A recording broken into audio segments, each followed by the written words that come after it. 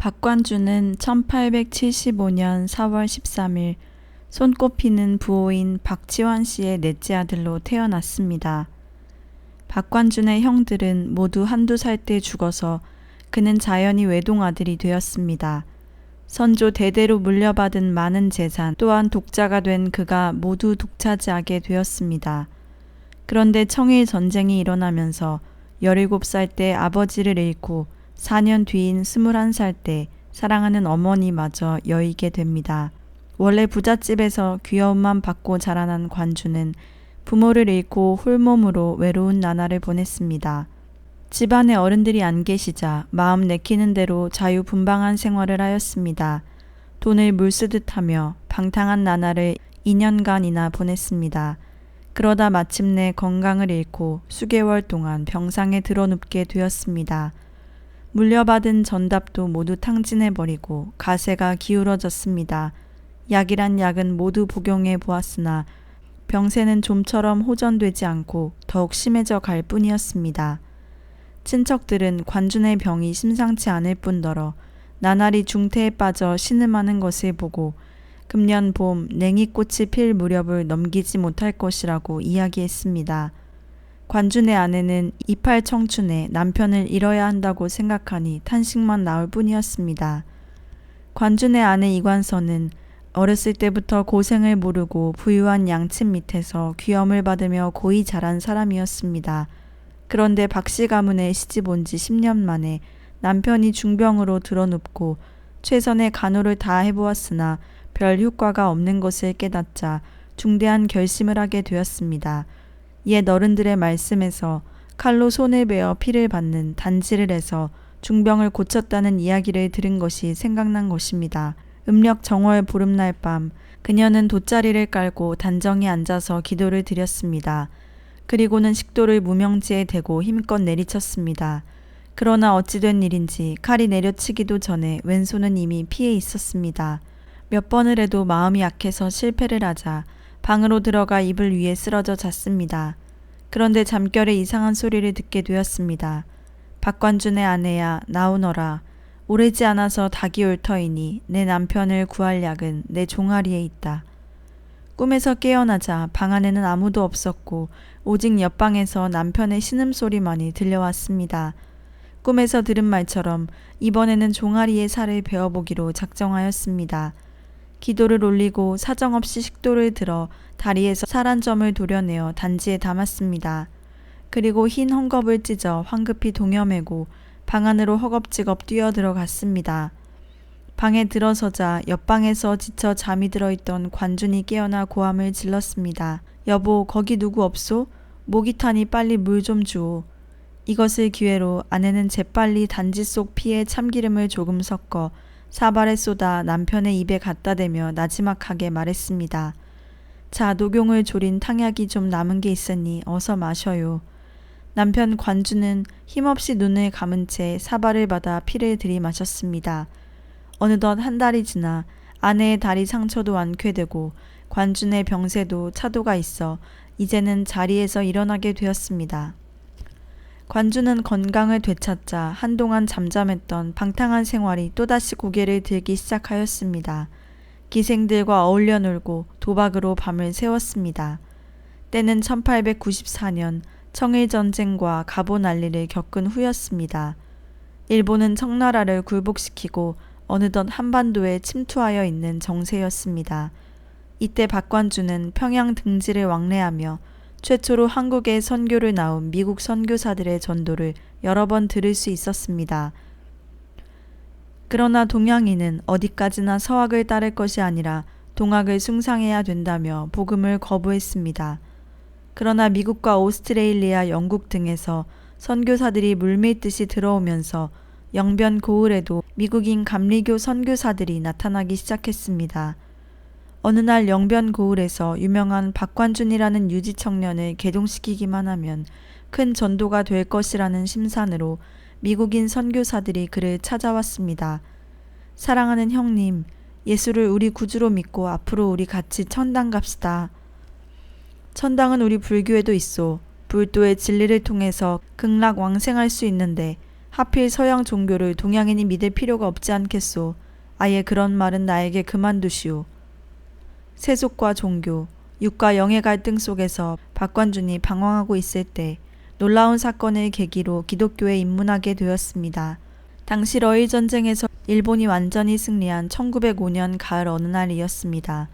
서재에서 독서를 하고 있던 중에 갑자기 공중에서 높은 음성이 들려왔습니다. 절벽 유이면 혈벽 입하라. 소스라쳐 놀라 사방을 둘러보았으나 사람의 인기척은 없었습니다. 그는 놀라움과 두려운 마음을 억누르면서 이것이 영계의 계시가 아닌가 하고 생각했습니다. 그는 손으로 종이와 붓을 꺼내서 방금 들은 그 명령을 한문으로 직석에서 옮겨보았습니다. 곰곰이 생각해보니 절벽은 곧 방탕한 생활이 절벽과 같이 위험한 생활이며 이 같은 생활이 위험하니 다른 방향에 옮겨서라는 말이었습니다. 그런데 혈벽의 뜻은 곧 이해할 수 없었습니다. 그러나 잠시 후에 그 뜻을 깨닫고 무릎을 쳤습니다. 옳다. 혈벽은 십자가 종교이다. 일찍이 미국인 선교사들이 예수라는 분이 인류를 구원하기 위해서 십자가에 못 박혀 죽으실 때 피를 흘리셨다고 하지 않았는가? 이제부터 나는 절벽과 같이 위험한 방탕한 생활을 청산하고 십자가에 피 묻은 벽에 서야만 살 수 있다는 뜻이구나. 이렇게 깨닫고 나니 기쁨과 용기가 용솟음 쳤습니다. 한편 이 같은 해석의 지각은 하늘의 은혜라고 생각했습니다. 하늘로부터 오는 은혜가 아니고서는 그같이 오묘한 해석은 불가능했을 것입니다. 박관준이 아무도 없는 독방에서 이같이 신기하고 놀라운 영적 체험을 얻게 된 것은 그저 놀랍고도 희귀한 사건이었습니다. 마침내 기독교로 개종한 박관준의 인생과는 180도로 변화되었습니다. 그는 친구들을 모아놓고 자신의 놀라운 체험과 심경의 새로운 변화와 결심을 발표했습니다. 방탕한 생활의 동지들도 그의 생활 개변에 감동을 받고 기독교 신자가 될 것을 작정했습니다. 오직 하나님의 특별한 명령으로 예수님을 믿게 된 박관준의 믿음은 남달리 열렬했습니다. 그는 특별히 성경 중에서 내가 너희 중에서 예수 그리스도와 그의 십자가에 못 박힌 것 외에는 아무것도 알지 아니하기로 작정하였다는 사도 바울의 말씀을 읽고 새로운 감동과 감격을 체험했습니다. 사도 바울의 신앙 체험을 통해 동질감을 느낀 그는 바울의 신앙을 언제나 흠모하게 되었습니다. 이때는 벌써 일본 세력이 물밀듯이 조선으로 들어오고 있을 무렵이었습니다. 박관준은 길선주, 이기풍 등 조선인 최초의 목사가 창립되던 1907년에 영변 감리교회에서 드디어 학습과 세례를 받았습니다. 이때 평양 장대현 교회의 부흥회를 시작으로 전 조선은 물론 만주와 시베리아까지 부흥의 불길이 번져나갔습니다. 박관준은 1912년 격동하는 새 시대에 적응하는 새로운 직업을 가지기 위해 백나경과 함께 서울로 올라가서 서양 의학을 3년간 공부했습니다. 그리고 평북 영변으로 이사가서 처음으로 서양 의학 전문의로서 의원을 개업했습니다. 각 부락의 많은 병자들을 치료하며 열심히 전도한 결과 많은 신자들을 얻었습니다. 지방 최초로 교회당을 창설하고 주일마다 예배를 인도하고 직접 자신이 설교도 하였습니다. 그는 자신의 많은 지식과 유력한 가문을 소개하고 자랑하는 대신 오직 십자가밖에 자랑할 것이 없다는 사도 바울의 신앙 태도를 표방하면서 복음은 모든 믿는 자들에게 구원을 주시는 하나님의 능력이라고 열렬히 증거하였습니다. 태양산이라는 어촌에 이사한 그는 큰 기와집 한 채를 사서 교회당을 설립했습니다. 이곳에서 아내와 아들 세 식구가 살림을 시작했습니다. 박관준은 이곳에서 개척 전도를 하는 한편 무료로 병자들을 치료해 주었습니다. 이곳은 무을촌이었기 때문에 병자들이 많았습니다. 약값과 치료비는 얼마인가요? 하고 농민들이 물으면 그는 웃으며 약값은 그만두시고 그 대신 오는 주일부터 태양산 교회에 나와서 교회 예배를 드려주시오 하였습니다. 어느 겨울날의 일이었습니다. 뗄나무를 살 수 없는 바닷가여서 온돌방이 더울 리 없었습니다. 박관준의 아내 이관선은 방이 너무 추워서 잠을 이루지 못하고 어린 아들 영창을 꼭 껴안고 누워 있었습니다. 혹독한 추위가 이불 속까지 엄습해 왔습니다. 박관주는 자신이 고생을 자원해서 하는 것이니 아무 고민이 없었지만 아내의 마음은 슬퍼졌습니다. 부모는 나이가 들어가고 아들은 어린데 장래일이 보장되지 않는 삶을 살아가니 잠이 오지 않았습니다. 그저 누워서 수탉이 몇 번이나 울면 날이 밝겠는지 세어보고 있었습니다. 그때 갑자기 인자하고 은은한 목소리가 공중에서 들려왔습니다. 요한복음 14장 27절을 보아라. 그 말씀은 평안을 너희에게 끼치노니 곧 나의 평안을 너희에게 주노라. 내가 너희에게 주는 것은 세상이 주는 것 같지 아니하니라.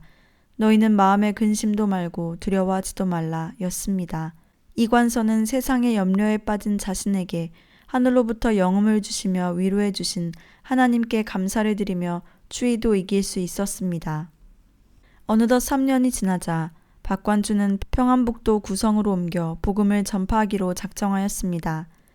그는 가자마자 제일 유력한 인사에게 가서 복음을 전하여 교회를 부흥시킬 계획을 세웠습니다.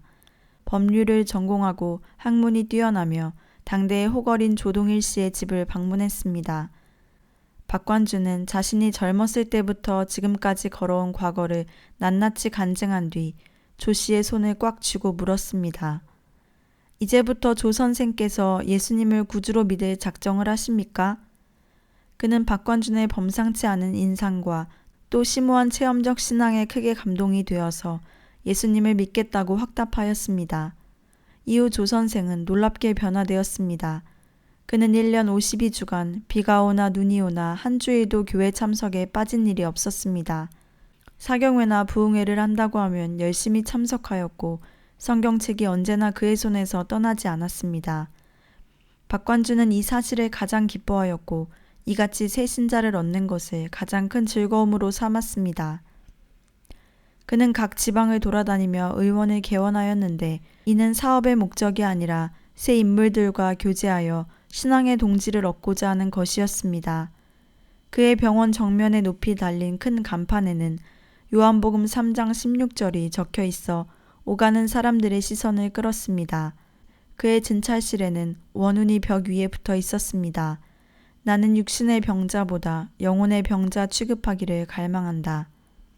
어느 지역에서 의원을 개원하든지 언제나 가난한 환자에게는 무료로 치료를 해주었는데 몇 해 동안 환자들과 거래했던 외상장부는 그 지방을 떠날 때 전부 불살라버리고 떠났습니다. 물질에 대한 애착이 없었고 정의감에 남달라 언제나 공사에 앞장서기를 즐겨하였습니다. 한편 조선의 미래는 매우 어두웠습니다. 일본은 자기 민족의 야심을 충족시키기 위해 한일합병이라는 이름하에 조선의 국권을 탈취하였습니다. 나날이 가중되어가는 일제의 착취 정책은 그물과 같이 조선 민족을 덮어 씌워버리고 말았습니다. 이 같은 시대의 박관주는 밤늦도록 시대적인 고민을 하다가 모르는 사이에 잠이 들었습니다. 한참 자던 중 잠이 깨어 변소에 갈 양으로 자리에서 일어났습니다. 바로 이때 호련히 공중에서 광채나는 불덩이와 불꽃이 나타나는가 하더니 박관준의 저고리 왼팔에서 확 하고 뜨거운 불길이 붙어 활활 타올랐습니다. 순간 박관준은 재빨리 진찰실을 뛰어나가며 불이야 하고 외마디 소리를 질렀습니다. 바로 이때 공중에서 들려오는 강한 음성이 있었습니다. 이 다음에 너는 표시하라. 박관준은 주위를 살펴보았으나 인기척은 없었습니다. 이것은 분명히 관준이 장차 수행해야 할 사명을 깨우쳐 주시는 하나님의 명령이 분명했습니다. 여보시오, 이 불 좀 꺼주시오. 불은 삽시간에 사라졌습니다. 그런데 웬일인지 벌써 순식간에 왼팔 전체가 화상을 입어서 끔찍하기 짝이 없었습니다. 누워있던 이부자리에는 불티 하나 없고 불탄 흔적이 전혀 없었습니다. 아무리 둘러보아도 불이 날 만한 원인 또한 없었습니다. 관주는 영음을 들었기에 성령의 불이라는 것을 직감하였습니다. 그는 따라 들어온 이웃 사람들 앞에서 고백하였습니다. 여러분, 나는 하나님의 명령을 쫓지 않아서 오늘 밤 징계를 받은 것입니다. 하나님의 명령에 순종하지 않으면 이런 징책을 받습니다. 사실 며칠 전 관주는 평양 숭실중학교 학생들이 평양도청과 경찰서의 지시로 인해 강제로 평양 신궁에 맨 처음으로 참배하러 간다는 소식을 들었습니다. 이 문제에 대해 밤새도록 생각하며 기도했습니다. 하나님께서 축복하신 기독교 교육기관인 숭실중학교 학생들이 하나님이 가증히 보시는 우상숭배의 본소인 평양신궁에 가서 참배를 하게 되었으니 어찌 된 일입니까? 하나님의 권능으로 이 흉악한 사탄의 행사가 무너지게 하여 주옵소서. 장시간 기도를 하다가 그는 결심하였습니다. 하나님은 자신의 경륜을 성취하실 때 반드시 사람을 통해서 역사하신다. 내가 이것을 깨달은 이상 직접 내가 가서 분쇄해 버려야 할 것이다. 이것은 하나님을 기쁘시게 하는 일거인 동시에 악마의 간계를 폭파해 버리는 정의와 진리의 투쟁이다. 관주는 이같이 결심이 서자 붉은 잉크와 먹을 내놓고 커다란 백색 광목 위에 태극기를 그렸습니다. 그리고 나서 붉은 십자가를 그리고 정의 선양, 진리 사수라는 문구를 썼습니다. 전교생이 모인 자리에 가서 신사참배의 부당함을 강연한 후 미리 준비한 표어가 씌어진 깃발을 내두르며 행진의 길을 한사코 막고 한거투쟁을 전개할 계획을 세웠습니다.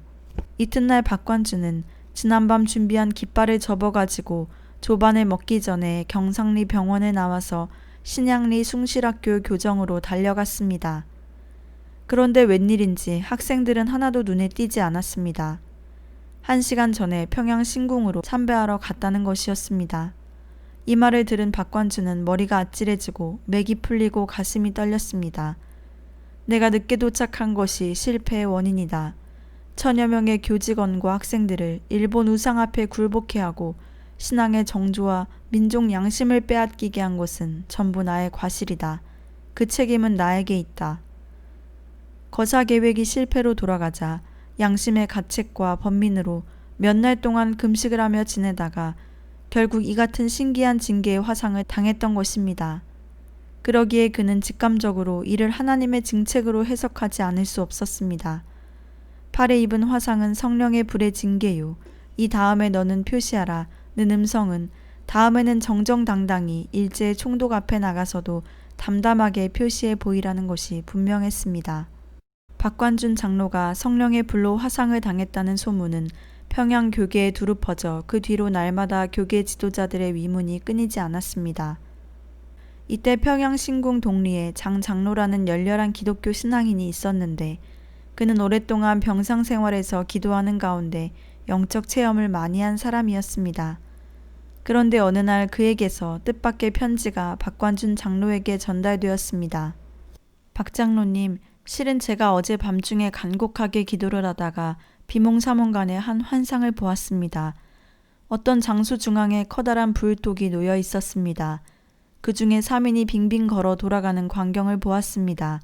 그 맹렬한 불을 보고 홀로 생각하기를 저 불이 무슨 불이기에 사람이 타 죽지 않을까 하고 바라보았더니 공중에서 음성이 들리기를 박 장로가 탄 불이 바로 이 같은 불이다 하는 것이었습니다. 아마도 박 장로님께서 우리 민족을 위하여 희생적 제물이 되려고 하신 뜻을 보시고 성령의 불로 연단케 하사 직접 장로님의 몸을 향내나는 산 제물로 받으신 경륜이 역력하오니 앞으로 더욱 확신을 가지고 이 나라 조선 교계를 위하여 헌신 투쟁해 주시기를 바랍니다. 박 장로는 이 편지를 받아 읽고 한없는 위안과 격려를 받았습니다. 그리고 자신의 마지막 생애를 더욱 정의와 진리를 위해 산 제물로 바칠 것을 결심하였습니다. 박관준 장로는 수십 년간에 걸친 의료사업과 특히 근년의 도회지에서의 개업 생활을 청산하고 고향이 가까운 영변 태평시로 이사하였습니다. 자연에서 기도와 명상에 집중하며 매일 새벽과 저녁 2차례 교회에 나가서 기도를 드렸습니다. 기도의 제목은 주여 저로 하여금 병으로 죽지 않고 순교의 제물이 되게 하여 주소서 하는 것이었습니다. 1935년 어느 날 밤 그는 한 환상을 보았습니다. 그가 교회 강도상 앞에서 기도를 하고 있는데 흰옷을 입은 이가 나타나서 말하기를 이제부터 그리스도의 정병을 뽑는다. 나를 위해서 피를 흘릴 자가 누구냐 하는 것이었습니다. 내가 피를 흘리겠습니다. 박 장로는 크게 대답하고 소리나는 쪽을 바라보니 그 거룩한 이가 어떤 두루마리 종이를 들고 들여다보며 우뚝 서 있었습니다. 그는 송구스런 태도로 조용히 앞으로 나아가 흰옷을 입은 거룩한 이 앞으로 나가 조심스레 그 종이를 넘겨다 보았습니다. 흰 두루마리 위에는 40~50명의 이름이 적혀 있었습니다. 그런데 제일 첫 줄에 박관준이라고 분명히 씌어 있는 것이 아닙니까? 박 장로는 그 꿈에서 깨어 결심하며 기도하였습니다. 만약 우리 조선 기독교회에 위기가 닥쳐온다면 누구보다도 저 자신이 먼저 제1선에 나서서 투쟁하겠사오니 명령만 하여 주옵소서. 다음날 아침이었습니다. 배달된 신문을 읽으니 아니나 다를까 교회에 중대한 문제가 발생했습니다.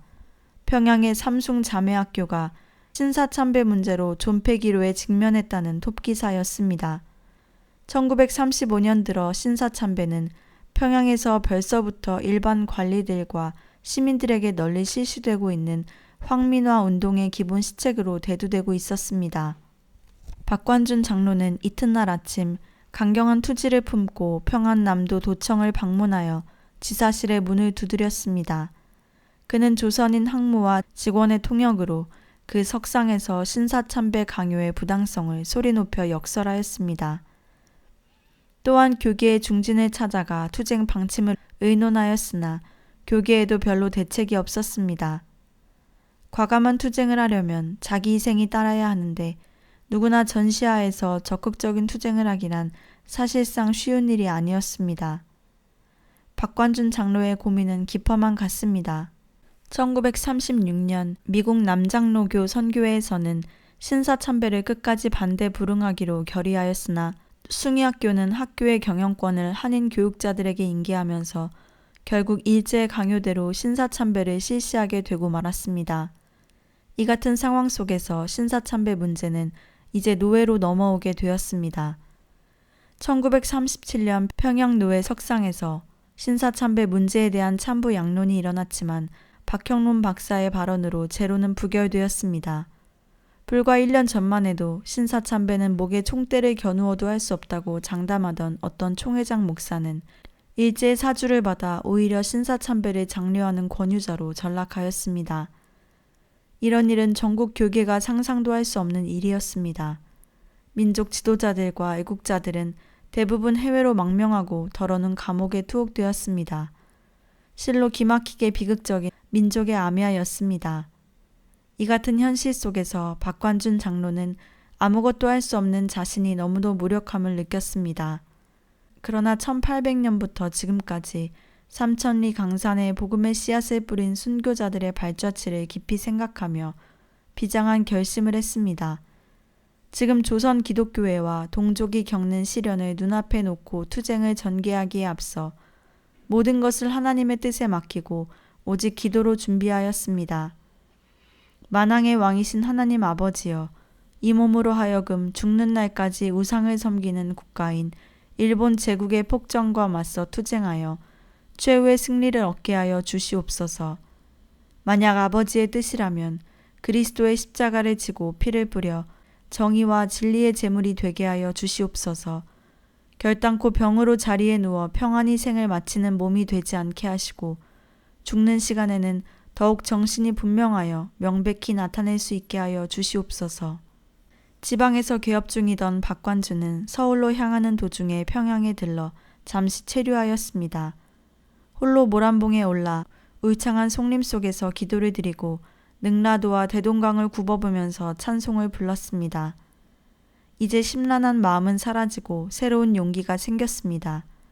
그는 조선 통치의 최고 책임자이며 신사참배 문제 발생의 장본인인 조선 총독 우가키 대장을 상대로 투쟁을 개시할 계획을 세우고 상경하는 길에 마지막으로 산기도를 드리려고 홀로 모란봉을 찾아왔던 것입니다.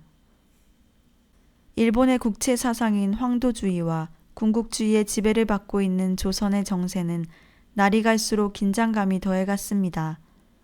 그런데 기독교만은 비록 식민지 통치하에 놓여 있을지라도 일취월장의 놀라운 발전을 이루었습니다.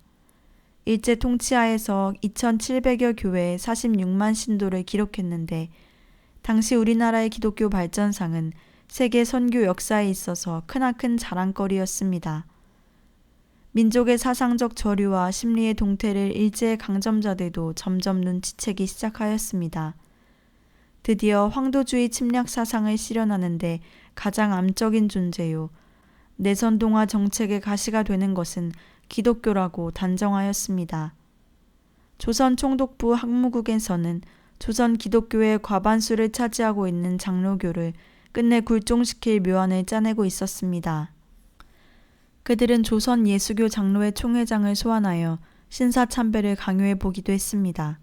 그러나 총회장은 자신은 임시 의장일 뿐이며 폐회가 된 후에는 권리가 없다고 답변하였습니다.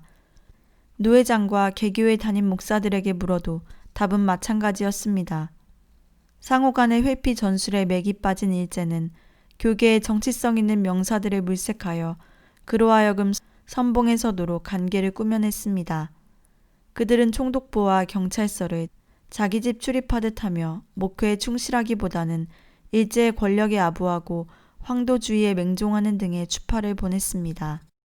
1938년 1월 평북노회가 개최되어 전 조선 노회 중에서 제일 먼저 신사참배를 결의했다는 소식이 평양 신학교 안에도 퍼졌습니다. 9월에는 조선 예수교 장로회 총회도 신사참배에 결의하게 되었습니다. 총회가 개최되기 전날 아침 박관준 장로는 반대투쟁의 경문까지 준비해 놓고 있었으나 경찰서 고등계 형사들이 자택에 들이닥쳐 돌연 검거되었습니다. 거의 때를 같이하여 주기철 목사도 총회 전날 밤에 예비 검속을 당했습니다. 그동안 박 장로는 욱각기 총독 시대부터 미나미 총독에 이르기까지 10번에 걸쳐 격렬한 경고들을 직접 면회해서 전달하거나 또는 문서로 충고했습니다. 이 같은 경고문은 전시와 조선 총독의 폭정을 규탄하는 데 있어서 극히 드물고 대담한 폭탄 선언들이었습니다. 여호와 하나님께서 재앙을 내리시기 전에 그 시대의 선지자에게 먼저 계시하여 알게 하신다. 과거 2.16 사건과 남경 함락과 세계 2차 대전의 발발함을 본인이 예언한 바 있었는데 이것은 그리스도의 신을 통하여 안 것이다. 하늘에 순종하여야 복을 받을 것이며 하늘의 섭리에 반역하면 화를 받을 것이다. 거듭 말하는 바는 조선 기독교의 약이 된 신사참배 문제는 자유에 방임시키고 결코 정부 당국으로서는 강요치 말기를 거듭 경고하는 바이다. 출감된 박 장로는 앞으로 신사참배 반대투쟁을 비단 국내에서만 할 것이 아니라 일본 중앙정부를 상대로 확대해야 할 것을 통감했습니다. 그리하여 일찍이 일본 유학을 다녀온 크리스천 여교사 안희숙 선생을 대동하고 일본으로 가기로 결정하였습니다. 그런데 당시 일본을 여행하려면 도항증명서라는 것이 있어야 했습니다. 안 선생과 박 장로는 도항증명서를 끊지 않고 죽으면 죽으리라의 말씀을 붙잡고 편도표만 사서 기차에 몸을 실었습니다. 차표를 검사하는데 형사 한 사람이 안 선생의 차표를 보고 도항증을 소지했는가 물었습니다. 그래서 서슴지 않고 표를 내보이니 그는 아무 말 없이 지나가 버렸습니다. 박 장로도 아무 조사도 받지 않고 무사히 넘겼습니다. 일본에 도착할 때까지 몇 번의 위기가 있었지만 하나님께서 지켜주셨습니다. 하나님은 과연 피난처시오 살아계신 배경이십니다. 두 사람은 몇 번이고 되뇌이며 눈물로 감사를 드렸습니다. 일본에 도착한 박 장로는 일본에서 유학 중이던 아들 박영창을 만나 합류하였습니다. 박 장로와 아들은 무사시노 벌판 숲속에서 간곡히 기도하였습니다. 하나님 아버지여, 이 몸을 일본에까지 보내주신 이상에는 목숨을 내놓고 싸우겠사오니 앞길을 인도해 주소서.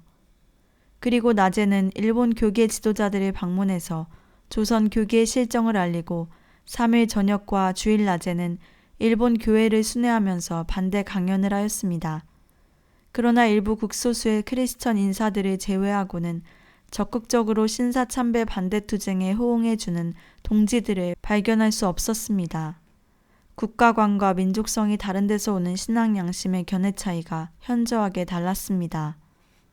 이때 박관주는 좀 더 담대하고도 큰 파문을 던질 만한 비합법 투쟁의 방안을 밤새도록 기도하며 구상하였습니다.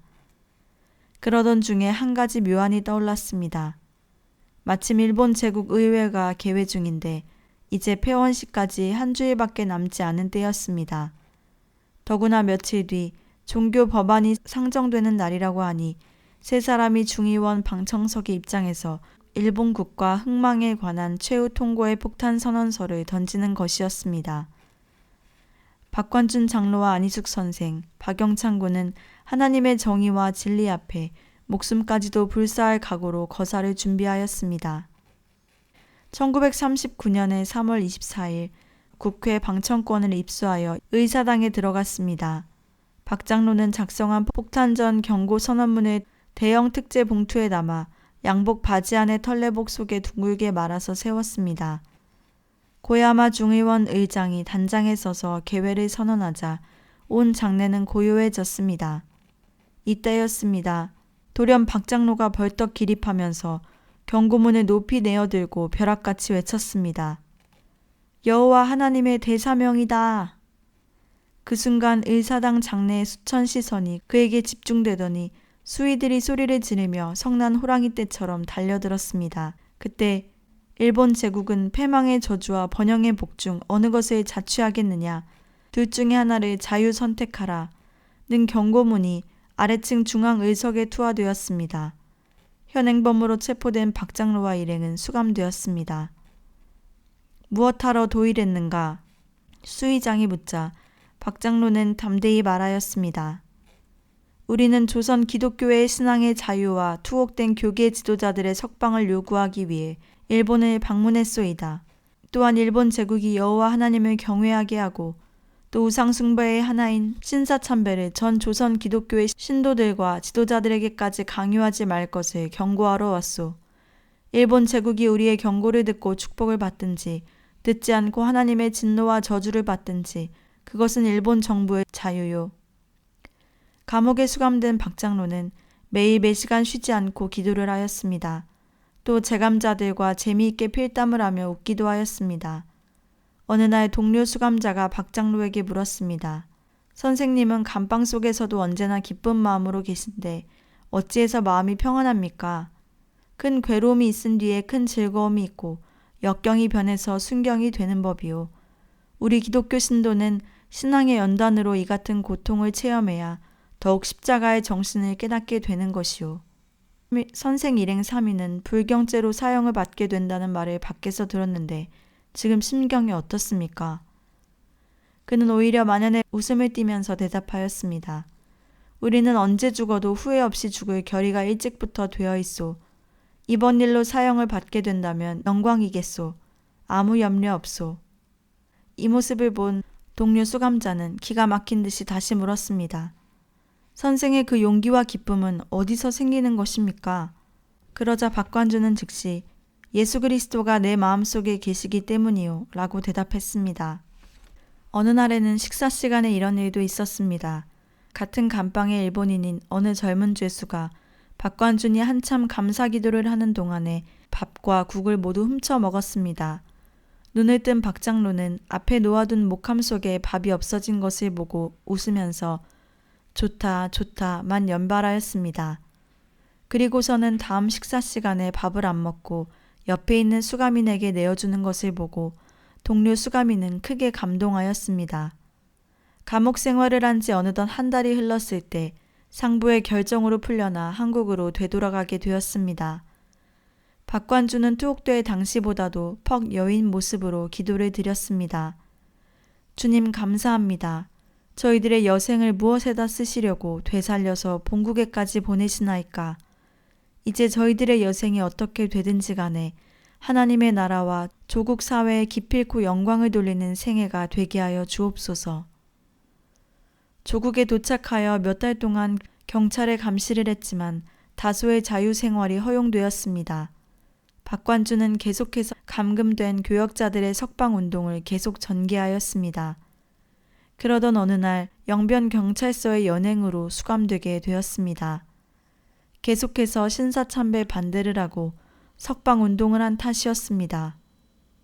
그는 신의주에서 감금 생활을 하다가 평양 형무소로 이감되었습니다. 박 장로가 갇혀있는 방은 심한 북풍으로 겨울엔 발과 귀가 얼 정도로 추위가 지독한 방이었습니다. 이런 환경에서 그는 6년이나 되는 괴롭고 기나긴 나날을 하루와 같이 보내고 있었습니다. 이웃방에 갇혀있던 주기철 목사, 최봉석 목사, 이현숙 장로는 벌써 1년 전에 옥중에서 운명을 했습니다. 여자로서는 함께 동경에서 투쟁했던 안희숙 여사도 수감되어 있었고 이외에도 다수의 신앙 동지들이 신사참배 거부 투쟁자로 평양 형무소 안에 모두 투옥되어 있었습니다. 그러나 푸른 죄수복을 입고 있는 교회 지도자들 중에는 어느 한 사람도 오늘의 운명을 저주하거나 개탄하는 사람이 없었습니다. 최봉석 목사는 기뻐 부르짖기를 우리 주님은 홍포를 입으셨다는데 우리는 청포를 입게 되었으니 이런 감격스러운 일이 어디 있느냐고 하면서 감사의 눈물까지 흘렸다고 합니다. 6년간의 오랜 옥중 생활에 시달린 박관준 장로의 체중은 이제 줄 대로 줄어 있었습니다. 약 1년간은 사식도 들여주었으나 그 뒤부터는 그것마저 없어졌습니다.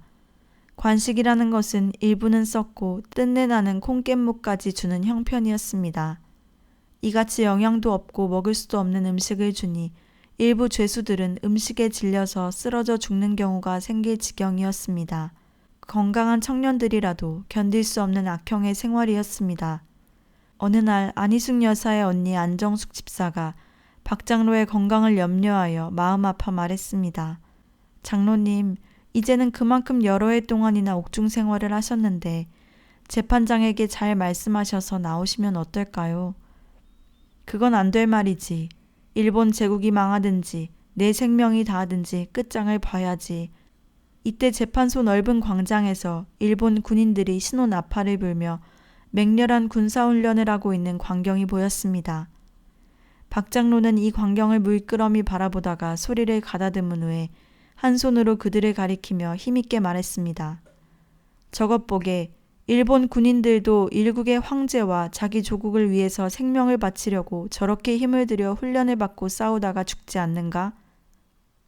나는 예수 그리스도의 십자가 정병이 되어서 예수님을 위해 목숨을 바칠 훈련을 하고 있으니 얼마나 뜻깊고 감사한가. 그토록 쇠약한 몸에서 어떻게 그런 우렁찬 음성이 나오는지 놀랄 정도였습니다. 그는 계속해서 말을 이었습니다. 십자가를 지신 예수님께서는 5번이나 욕을 보시고 마지막 운명하실 때까지 욕과 고생을 참지 않으셨는가? 주님께서도 아무 죄 없이 홀로 우리 인간들의 죄악을 대신하여 십자가를 지셨는데 우리가 이 정도의 고생을 하지 않고서야 어떻게 주님의 십자가 고통에 동참할 수 있겠는가? 1945년 봄, 안정숙 집사는 어느 날 아침 평양 형무소에서 박관준 장로가 위독하다는 전보를 한 장 받았습니다. 그를 급히 기독병원에 이송하여 입원시키자 정신이 돌아왔습니다. 그는 3일간 기독병원에 누워 지나간 옥중 체험담을 세세히 발표하였습니다.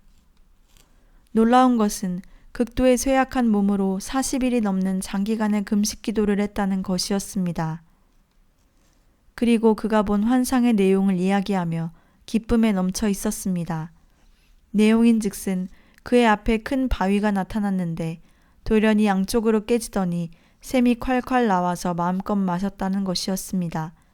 또 천사가 나타나더니 만나라는 떡을 큰 그릇에 가져오고 또 때를 따라 다른 천사가 나타나더니 이는 생명 과실이다 라고 하면서 주렁주렁 달린 가지를 한아름 꺾어 가지고 와서 마음껏 따먹으라고 주는 것이었습니다.